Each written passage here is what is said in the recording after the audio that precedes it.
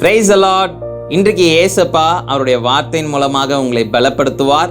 இன்றைய பலப்படுத்தும் வார்த்தை சங்கீதம் 37வது அதிகாரம் 24வது வசனம். Psalm chapter 37 verse 24. அவன் விழுந்தாலும் தள்ளுண்டு போவதில்லை, கர்த்தர் தமது கையினால் அவனை தாங்குகிறார். Though he fall, he shall not be utterly cast down, for the Lord upholds him with his hand.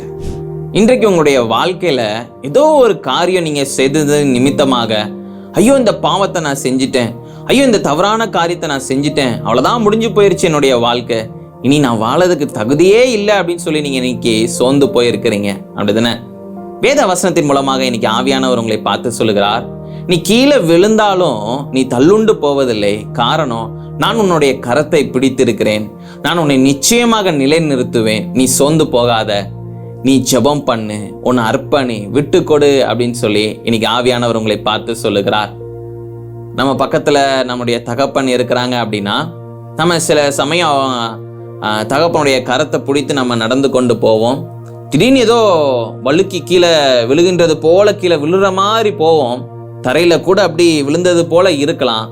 உடனே நம்மளை பிடித்திருக்கிற கரம், தகப்பனுடைய கரம் நம்மளை மறுபடியும் மேலே பிடித்து இழுக்கும். நமக்கு எந்த சேதமும் வராதபடி அந்த கரம் நம்மளை பாதுகாக்கும். அப்படிதானே? இன்றைக்கு ஏசப்பாவும் அவருடைய கரத்தினால் நம்மளை தாங்குகிறார். அவர் நம்மளை நேசிக்கிறார்.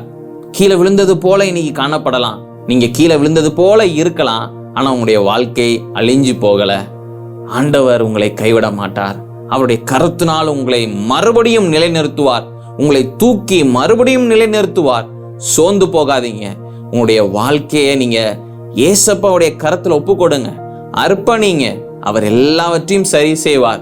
எல்லாவற்றையும் சரி செய்ய வல்லமை உள்ள தேவன் ஒருவர், இயேசு மாத்திரமே. நீங்களே போய் எல்லா காரியத்தையும் சரி செய்ய முடியாது. அவர் நிச்சயம் சரி செய்வார். அவரால் செய்ய முடியாத காரியம் இந்த உலகத்துல எதுவுமே கிடையாது. நீங்க எவ்வளோ பெரிய தவறுகள் செய்திருந்தாலும், எவ்வளோ பெரிய விஷயங்களே செய்திருந்தாலும், கர்த்தர் எல்லாவற்றையும் சரி செய்கிற தேவன். அவர் உங்களை மன்னித்து உங்களை ஏற்றுக்கொள்வார். நீங்க கர்த்தர் பக்கமாக திரும்புங்க. ஆண்டவரே நீங்க எனக்கு உதவி செய்யுங்கன்னு சொல்லி நீங்க கேளுங்க. அவருடைய கரத்தினால் உங்களை மறுபடியும் மீண்டுமாக உங்களை எழுப்பி உங்களை நிலைநிறுத்தி உங்களுக்கு எந்த ஒரு பிரச்சனையும் வராதபடி அவரே பாதுகாப்பார். நாம எல்லாரும் ஜெபிக்கலாம். எங்களை நேசிக்கிற நல்ல தகப்பனே, ஏசப்பா, பிள்ளைங்க ஏதோ ஒரு காரியத்தை நிமித்தமாக ஆண்டவரே ஏசப்பா இன்னைக்கு சோர்ந்து போயிருக்கிறாங்க. ஏதோ விஷயத்த செஞ்சுட்டேன்னு சொல்லி இன்னைக்கு சோர்ந்து போயிருக்கிறாங்க. ஆண்டவரே மறுபடியும் உங்க பக்கமாக வர்றதுக்கு தங்களை அர்ப்பணிக்கிறாங்க. பிள்ளைங்களை ஆண்டவரே ஏசப்பா, நீங்க உங்களுடைய கரத்தினால ஆண்டவரே ஏசப்பா மீண்டும் எழுப்பி ஆண்டவரே மீண்டும் பிள்ளைங்களை நிலைநிற்க பண்ணுங்கப்பா. உங்களையே நம்பி இருக்கிறாங்க. நீங்க ஆசீர்வதிங்க. இயேசுவின் மூலம் ஜெபிக்கிறேன் பிதாவே, ஆமென். பயப்படாதீங்க. உங்களுடைய வாழ்க்கை அழிந்து போகல. சில காரியங்கள் நிமித்தமாக இன்னைக்கு நீங்க விழுந்து போனது போல இன்னைக்கு காணப்படலாம். உங்க பக்கத்துல உங்களை தூக்கி விடுகிறதுக்கு ஒரு கரம் ஆயத்தமாக இருக்கின்றது. அவருடைய கரத்தினால உங்களை மறுபடியும் நிலைநிறுத்துவார். அவரிடத்துல உதவி கேளுங்க, அவரை நம்புங்க. ஏசப்பா நிச்சயம் உங்களுக்கு உதவி செய்வார். கர்த்தர் உங்களை ஆசீர்வதிப்பாராக. ஆமென்.